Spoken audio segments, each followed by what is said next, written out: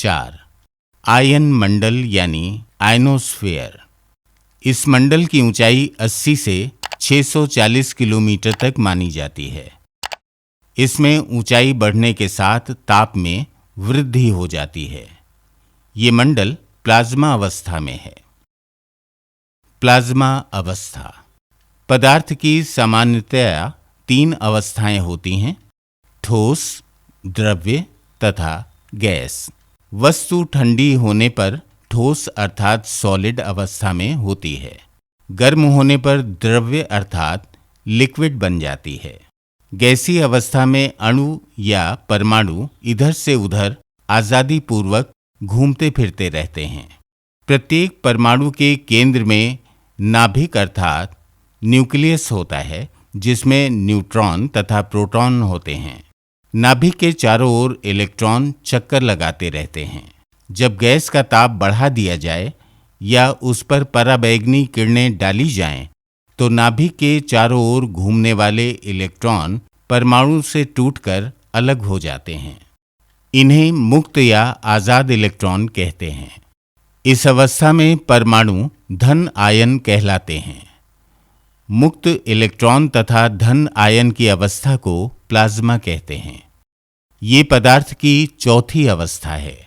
इस मंडल का संचार व्यवस्था में महत्वपूर्ण योगदान है, क्योंकि ये मंडल रेडियो तरंगों को दर्पण की भांति पृथ्वी पर परावर्तित कर देता है। यदि ये मंडल ना होता तो रेडियो तरंगें अंतरिक्ष में पलायित हो जाती। रेडियो प्रसारण में रेडियो स्टेशन से रेडियो तरंगें एंटीना के जरिए चारों ओर छोड़ी जाती हैं, जिन पर आवाज की सूचना सवार रहती है। जब ये तरंगें दूरस्थ घरों में लगे एंटीना से टकराती हैं, तो उनमें विद्युत धारा पैदा करती हैं।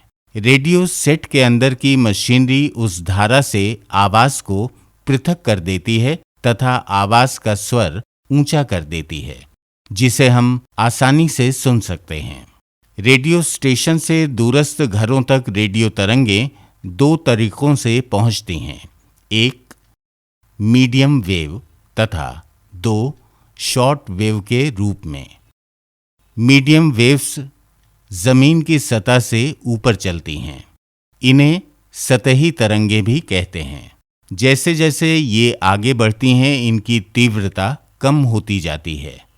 इसलिए इनसे 200 से 300 किलोमीटर की दूरी तक ही रेडियो प्रसारण संभव होता है। 300 किलोमीटर से अधिक की दूरी में रेडियो प्रसारण शॉर्ट वेव्स के माध्यम से संभव होता है। शॉर्ट वेव्स हवा में प्रकाश की तरह लगभग सीधी रेखा में चलती हैं व अधिक दूरी तक जा सकती हैं। चूंकि पृथ्वी की सतह चपटी न होकर गोलीय है, ध्रुवों को छोड़कर, इसलिए क्षितिज तक ही वे सीधी जा पाती हैं। उसके आगे जब जमीन नीची हो जाती है, तब उनका घरों तक पहुंचना संभव नहीं रहता। क्षितिज से आयनोस्फेयर इन तरंगों को दर्पण की तरह परावर्तित कर पृथ्वी की ओर भेज देता है। रेडियो तरंगों के परावर्तन के आधार पर ही इस मंडल को 3 उपभागों में विभक्त किया जाता है, जो कि नीचे से ऊपर की ओर क्रमशः डी सतह, ई सतह तथा एफ सतह कहलाते हैं। अधिकतम दूरी वाले स्टेशनों के लिए एफ सतह का प्रयोग होता है।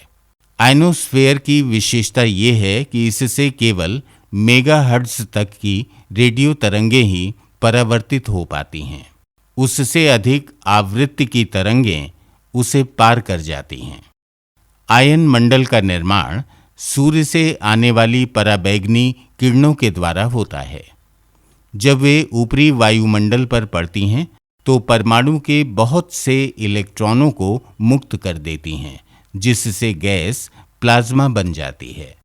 300 किलोमीटर की ऊंचाई पर आजाद इलेक्ट्रॉनों की संख्या अधिकतम करीब 10 लाख इलेक्ट्रॉन प्रति घन सेंटीमीटर होती है। जमीन से शॉर्ट वेव्स को ऊपर की ओर सभी दिशाओं में भेजा जाता है, जो आयनोस्फेयर से टकराकर पृथ्वी की तरफ लौट आती हैं और रेडियो प्रसारण को संभव एवं सुगम बनाती हैं। लघु तरंगें यानी शॉर्ट वेव्स हजारों किलोमीटर दूरी तक जाती हैं। इस मंडल की एक अन्य विशेषता ये है कि इसी में अरोरा की रचना होती है। सूर्य से निकलने वाले आवेश युक्त कण 640 किलोमीटर प्रति सेकंड की गति से सौरिक कोरोना को पार कर सूर्य की चुंबकीय पकड़ से बाहर निकलकर जब पृथ्वी के चुंबकीय क्षेत्र में प्रवेश करते हैं तो उनकी अधोवर्ती गति तीव्रतर कर दी जाती है, जिससे सूर्य से निःसृत ये आवेश युक्त कण पृथ्वी के आयन मंडल के वान एलन पेटी के आवेश युक्त कणों से टकराकर सफेद चादरनुमा आकृति उत्पन्न कर देते हैं। पृथ्वी के ध्रुवीय क्षेत्रों के वायुमंडल में बनने वाले इस प्रकाश पुंज को ही अरोरा कहते हैं। आयन मंडल की एक अन्य विशेषता ये है कि इसमें गैसीय वितरण सर्वत्र समान नहीं है, बल्कि ये नीचे से ऊपर की ओर क्रमशः विरल होता गया है।